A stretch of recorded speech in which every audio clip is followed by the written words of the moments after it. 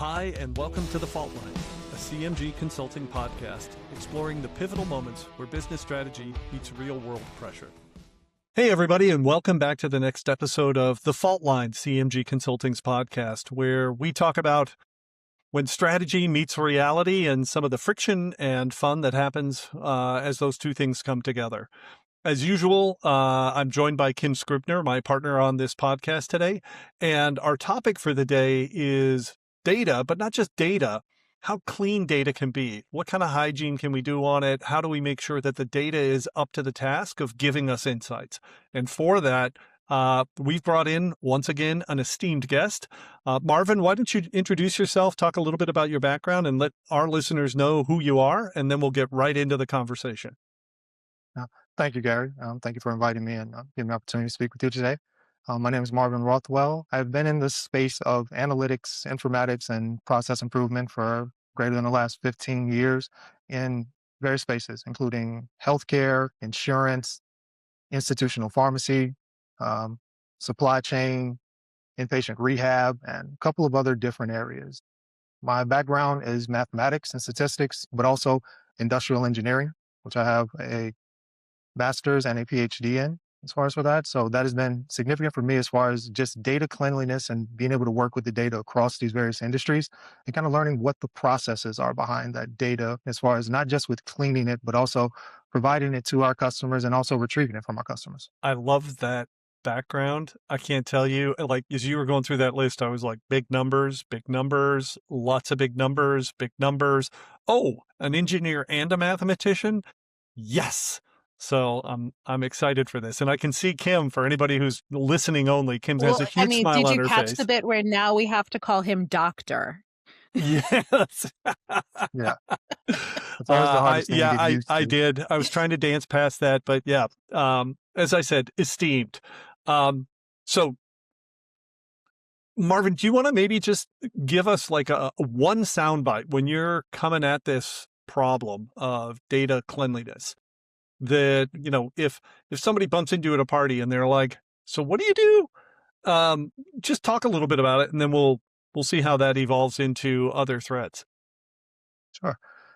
Simplest ways that when we talk about data is I take random things and make them into usable information. So individuals, as far as when they're doing their work, they could be tracking a number of things, especially in my space in healthcare. When we talk about clinical data, the amount of data points that are involved in that just begin to grow exponentially. So what I do is I work towards taking that significant amount of data, as you said, big numbers, and turning that into something usable so we can make actionable decisions off of. A great example of that is if any of us have ever been to the hospital for a checkup and everything, then a 30-minute visit, we'll probably get our blood pressure checked 2 or 3 times, depending on where we go into. And what that creates in the data sets is 3 different records with the same actual naming convention and labeling. And what data needs to be done is actually refined down to a usable set. The key blood pressure reading is a good example of that you want to do instead of just multiples over and over again of the same thing.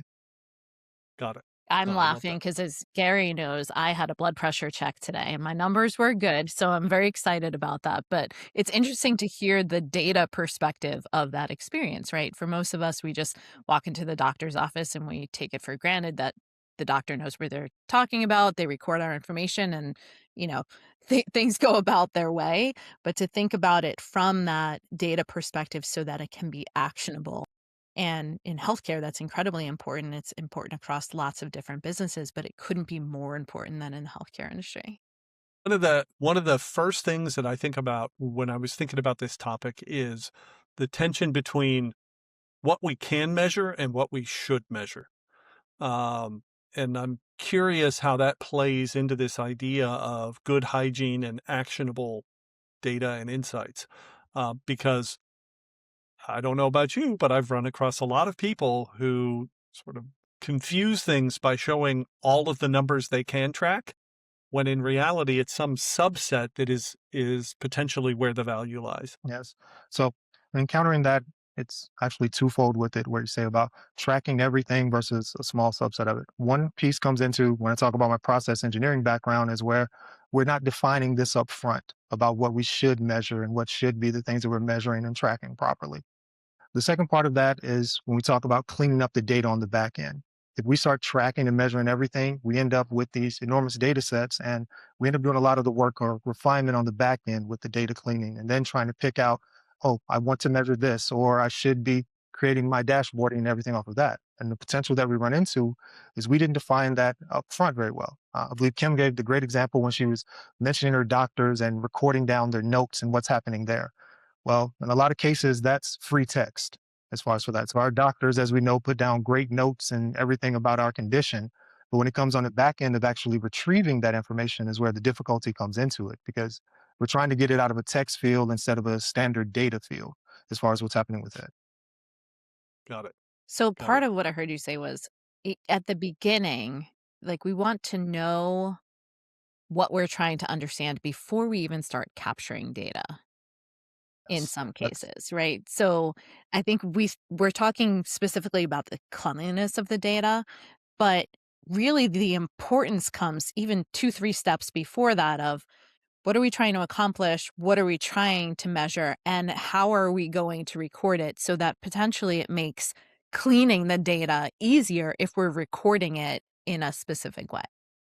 Yes, definitely. That's exactly what we're saying here is that thought process is usually about we just have to get it in, get it in, get it in.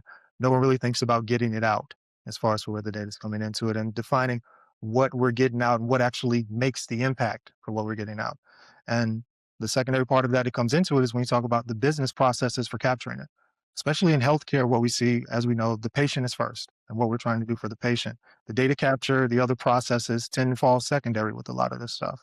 And so we have to work with our clinicians and others in the business to determine how do we not only provide our patients the best care, but also able to capture the information so we can make future decisions for our patients. Mhm. That's interesting. um, in that particular example, as you think about making future decisions, how crucial is it that the patients themselves are appreciative of the data that they are providing? And how does that play into their trust in the kinds of diagnosis or treatments that they might be getting? For patients, I mean, it's a lot of complex information, a lot of words that can't pronounce as we talk about diagnosis, prescriptions, and different things like that. It's of great benefit to the patients when you can provide that in a clear, concise, and consistent method to them as far as for what you're actually providing when you're talking about their condition. As individuals, when we're going through the healthcare space, typically we're not in our best mindset as far as what's taking place at that time. So we're usually going back and rereading what we talked about or looking back over it. So if we, as the data providers and the healthcare system, can provide them clear, concise information that they can go back and look at a later date, and then if, as in some cases, you're seeing multiple providers where it starts coming into where Dr. X is saying the same thing as Dr. Y when you provide them with the information. That's only a benefit to our patients and more appreciative for them to be involved in their care and the quality of their care. So that's a very real world example, right? The importance of data in healthcare is it helps us improve the results and the outcomes, right? So the end of the day, we want more healthy people. And that's why the cleanliness of our data in this case allows us to find anomalies or commonalities in the data that help us cure more people. Very clear example, I think, that we've all experienced in one way, shape, or form. In general, how often have you worked in, even whether it's non-healthcare or healthcare organizations, where folks might come to you and just say, like, well, I need this insight. And you have to walk them through all of these steps of, well, you should have called me 7 steps ago, so to speak. But like, what does that look like, and how could people be better customers of their data and analytics departments? So to answer the first question, every step of my career, I feel like I've ran into that question where someone comes in, blank data set or general data set, like, tell me what I'm supposed to do with this. I'm supposed to. Mhm. In my experience of working with for the customers to have that conversation with the analytics folks, it has to be a two-way of not just what you want me to capture and what you want me to build, but the why behind it. I think is very crucial to that. Why is this data point important to you? Why is this data point being used? And where is this data point being used? And have that conversation with the data folks. Because what typically runs and happens whenever you're taking a look at it is the data person will simply dump a data set, clean it up a little bit. Here's your reporting, but they don't understand the nuance of it. Then you start to go through multiple iterations of time with both the business partner and the data individual. So if we come from the beginning of this is my problem, this is how I'm framing it, this is what I'm trying to solve, and have that conversation first, and then we start to have the data conversation behind it, I think it goes a lot smoother and gets a lot better insights out of it. Yeah. So involve your data team sooner so that you all might be able to help a marketing department, an operations department, whatever team it is, find a better solution if you understand the problem or a better piece of data that they might not be thinking about because that's where your expertise lies. Yes, and then you have your data folks that can actually look at some of that preliminary data going into it, where you may not go down the path of creating that marketing campaign or something else if you find out much earlier on, hey, I know what I was expecting from this, but looking at the preliminary data, maybe I should take an earlier shift into something else for it.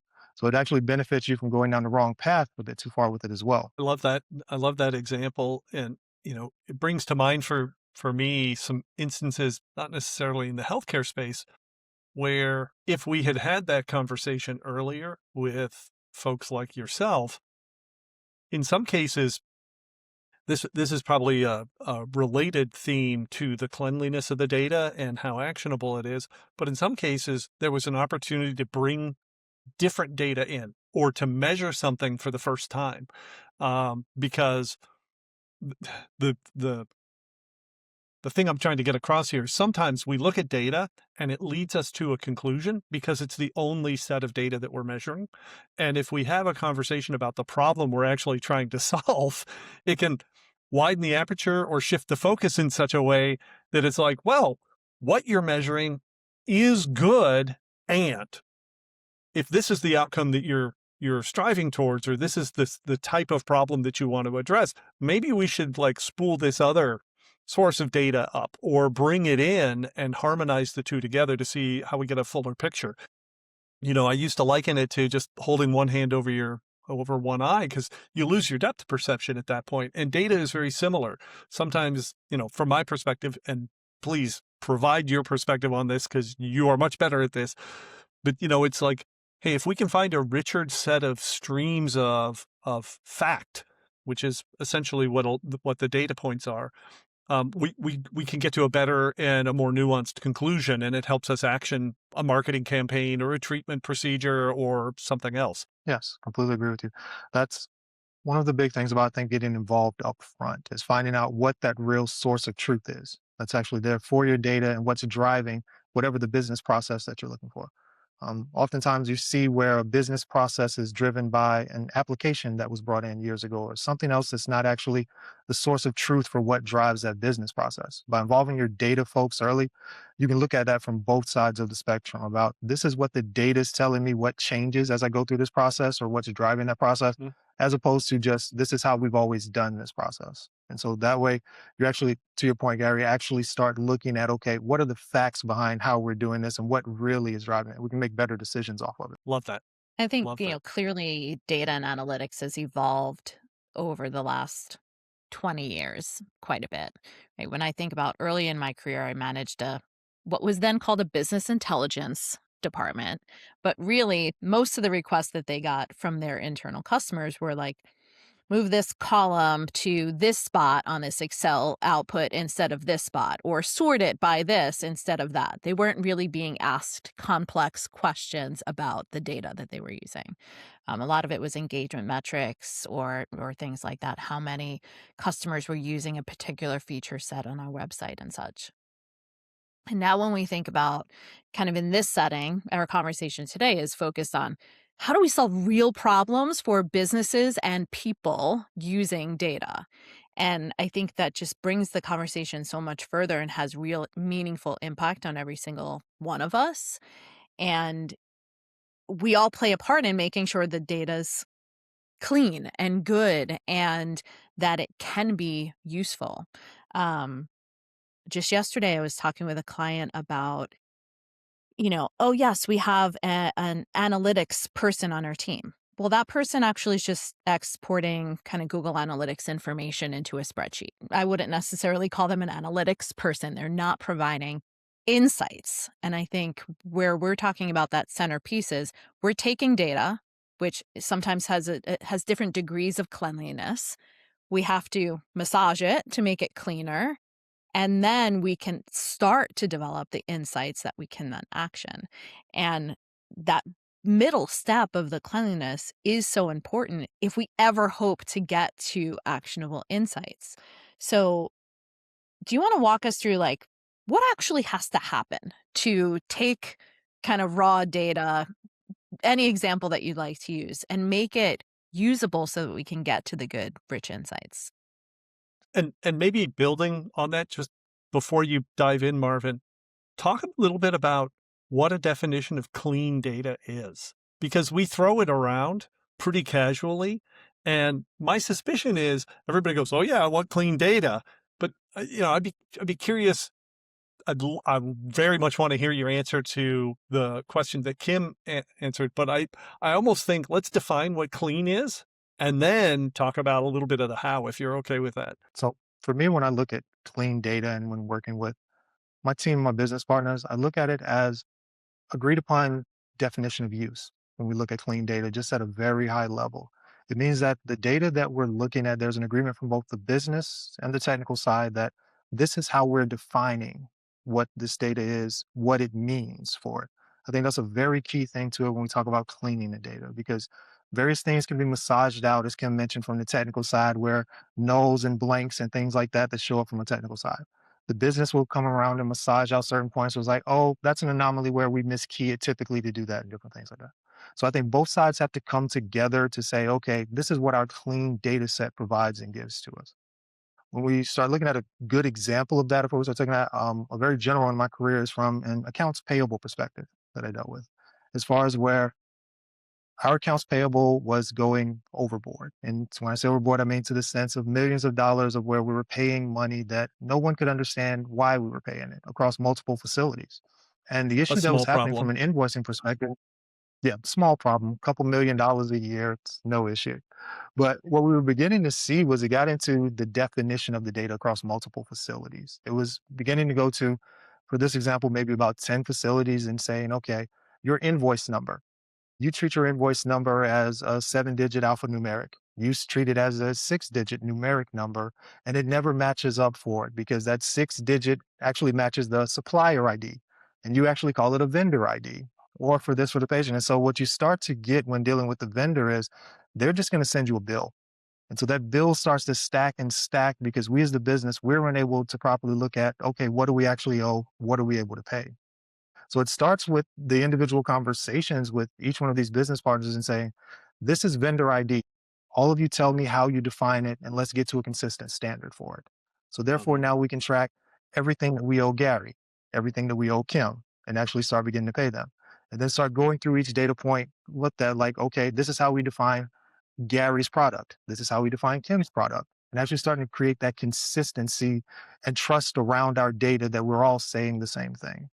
From there, it's where we start actually massaging, looking at it and saying, okay, now I know why I owe $3 million because I'm paying Kim the same bill 3 times. And, she's probably not going to tell me that I'm paying her 3 times for that. She's just going to keep Good going. for me. Yes. You've met Exactly. Kim. And so in that example, it really starts with that, okay, let's define what we're looking at first, as well as really the key thing in cleaning up that AP issue with it. Then once we define it, we can actually stop and look at, okay, this is what the actual scope of our work looks like and begin calculating and making actionable insights off of it. I feel like in that example, it seems very operational, but a lot of the things that I've encountered are very operational in nature for what they are as far as getting that consistency, because what you'll have is bad habits will build upon each other as far as for where we start doing it this way, and it's a very small issue that just Gary and Kim have unmatching issues. Now we throw in Gary, Kim, and Marvin have not matching issues, and then a fourth and a fifth when it starts to build upon themselves because we never go back and evaluate our process for it. To Kim's point, from a business intelligence perspective, I feel like in one of the first business intelligence departments I worked with, that was essentially the job, as far as just matching fields and cleaning those up, and not actually what some folks tend to think is the advanced analytics or data science. I mean, that example is perfect, especially in current times where there's more and more business acquisitions, like a business acquires another organization. So if you don't already have an agreed upon, like, here's what these fields mean, and that you're doing that well, now amplify that by, well, now we're trying to merge two accounts payable systems together, and we've got to go through that process all over again. Or, we're working with a vendor that does something slightly different. So having those common understandings is where I hear you saying where it starts.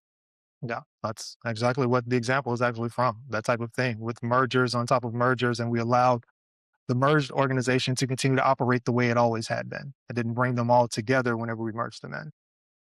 Oh, the technical debt of combining different organizations is a theme for probably a whole other podcast, because it is easy to harmonize the financials, but leave the technology and business practices as is until it's not.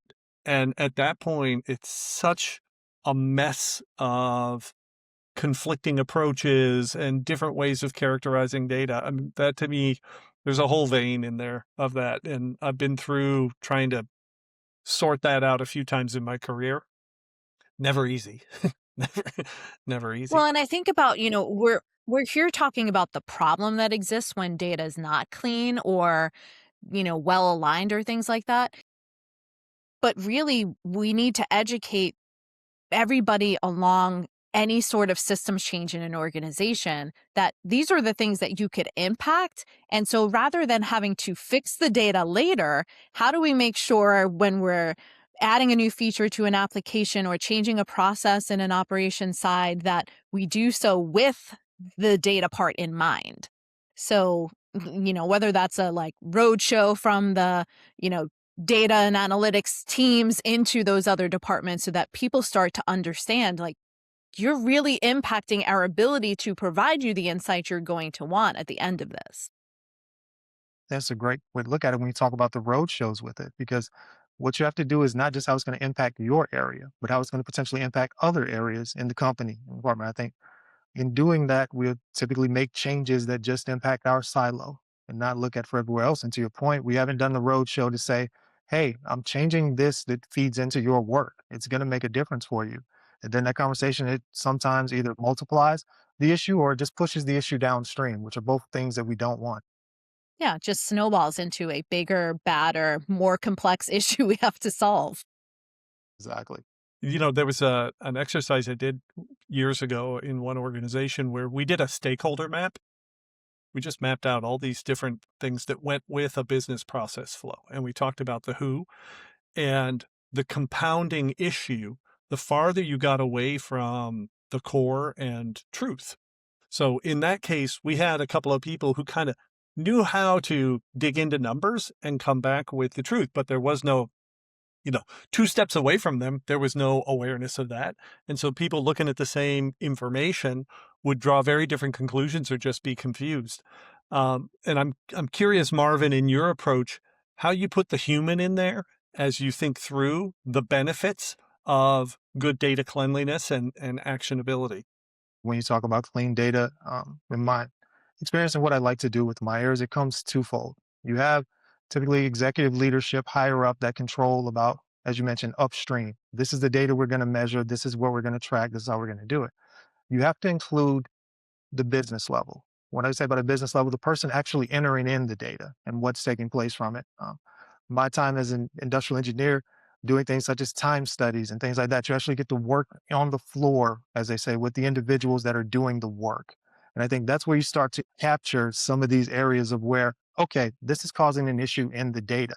Either we're adjusting our process so we can capture what we need to just because, or there's something inherently in the process that we do that changes the data. And I think you have to include Mhm. that ground level with what you're doing so you can actually understand what goes into essentially creating your data from it, not just what the ownership of it is, not just what's driving it, but how is the data created is really a huge issue into it. And that's typically at the floor level where you find that out. I think Love that. also, and this is probably an entire other episode as well, but as we start to think about the evolution of AI and data collection, and in healthcare, this is, big game changer, right? If I think about My current primary care physician does not do this, but my former primary care physician used a lot of AI in his practice where he would automatically be recording the conversation that he and I were having while I was in his office.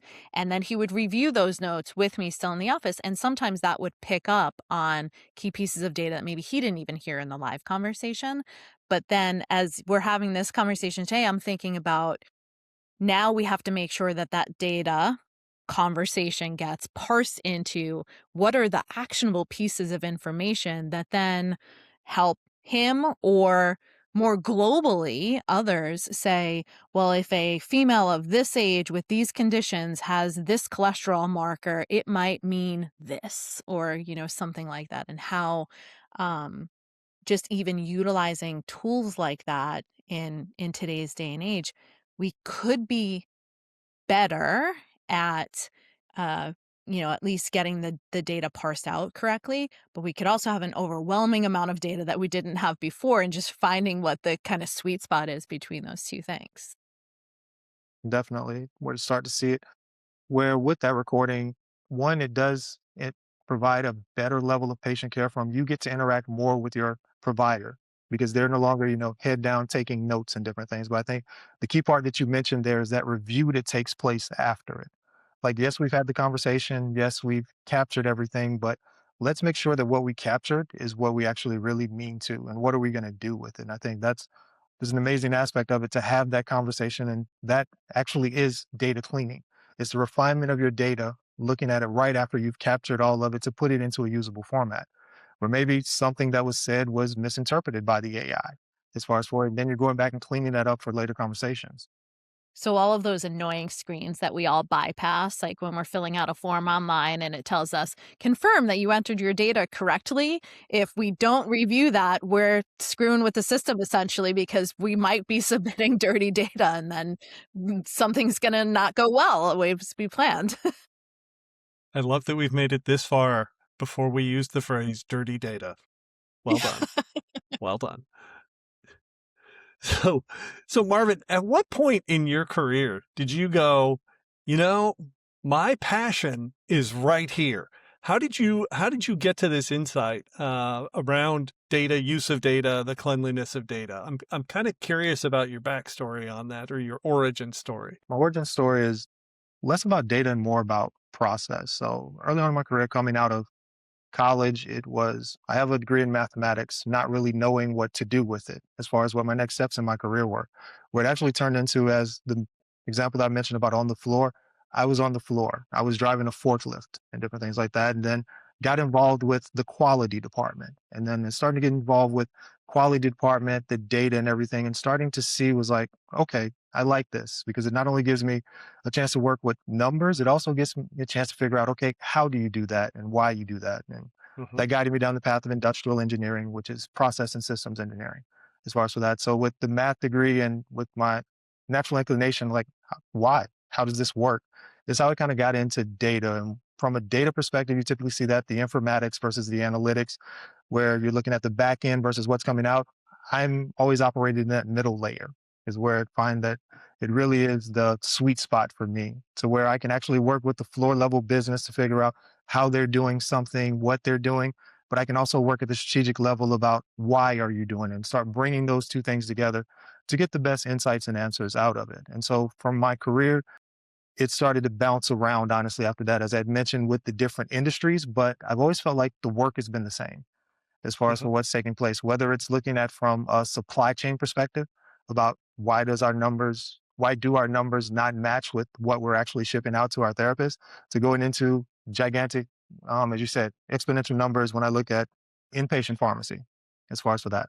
The scale of that was, I think, what really ignited my career. It's looking at millions of prescriptions across 100 hospitals across the country. And the interesting thing about that was in trying to align that data, some of it required me to just physically go somewhere and have a conversation, which I always find to be the most interesting thing. It's not a technology issue always. Sometimes it's a process and a person issue with the data cleaning where you have to go have a conversation with Susie, who's been here for 20 years, about why this is actually captured this way. And I found that to be really rewarding with my career. So it didn't stick me behind a computer to where I'm stuck and just like, I'm just going to clean this up and everything. It actually allowed me to meet with the people and talk with them, but still do what I'm passionate about from a cleanliness of data and a process perspective. So I met Marvin when he was my client and he was working in a data and analytics department. And I can vouch for the why because I can remember you asking me, why do you want me to do things this way? Often enough. So I can definitely vouch for that. Um, and in the industrial engineering part, like I feel like my career kind of started in a similar place. I was working in a bank, and as a project analyst, one of my first jobs was to help a lockbox department. If any of you know what that is from banking operations, it was to help a lockbox department take their daily logs, which at this point it was about 1999, 2000, around there, from black and white notebooks and to get them into, I'm going to say a word most people won't even remember, Lotus Notes, which was the pre-Excel days of digitally getting data into a format. So, I can remember at that time just feeling like, oh my goodness, I cannot believe people are recording information we need to understand in black and white notebooks. But that just shows how far we've come from a data perspective. And to Susie in, whatever department, just that's how we've always done it. So that's how we're going to do it now. And just evolving those practices so that we can now actually know what's happening. Yeah. And there's so much more data and insight potential today because of the technology and the ability to grapple with all those different threads and numbers. Um, I want to go back to sort of the starting premise here in this, the benefit of clean data, right? And Marvin, I heard you on the alignment, the agreement up front on what the purpose is going to be and the use of it. I think that's a lesson that, for our listeners, it's something good to take away, and it's an easy thing to do, right? The next time you're trying to ask a question or get something answered, ask yourself why, and then engage the folks who actually are steeped in this practice on what the best approach to it might be. Um, I'm curious, and I'm cognizant of how long we've been talking, but Marvin, is there a topic as you were coming to visit us that you were like, oh, I sure hope they ask me about this that we haven't touched on yet? Because I always want to keep the door open for good perspective and wisdom. One of the things in like just preparing for this and looking at it and like say finding analogies and different things that can like just help bring folks along to get to understand it.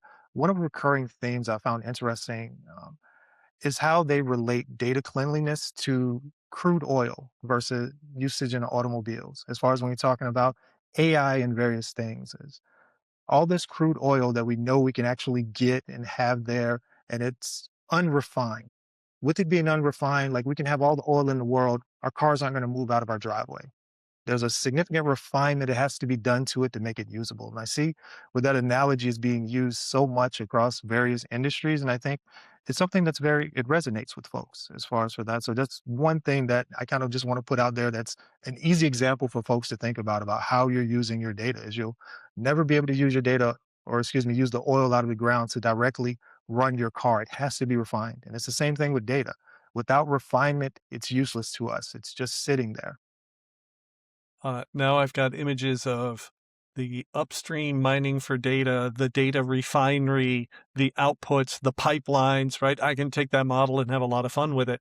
And I think, another aspect of that might be useful is refining crude oil. You end up with different products, right? Some of it goes for jet fuel. Some of it goes into diesel. Some of it becomes gasoline. And I think that's also perhaps part of why it works in this case, because there can be a lot of things that are captured in a transactional relationship or a lot of things from a production floor standpoint, not all of which need to be applied to a specific problem. And I think I heard that from you a couple of different ways so far in this conversation, but this idea of tailoring the data to address the specific challenge is probably another one of those takeaways for our listeners. And your example is perfect about not only tailoring for a specific example, but making it extensible to multiple examples as far as for that. So when we're Love that. defining our data up front, It's not just going to be useful for one area, it now becomes useful for multiple areas because we all have that same standard defining of what our data is. Love it. Great Love it. conversation today. Thank you for joining us, Marvin.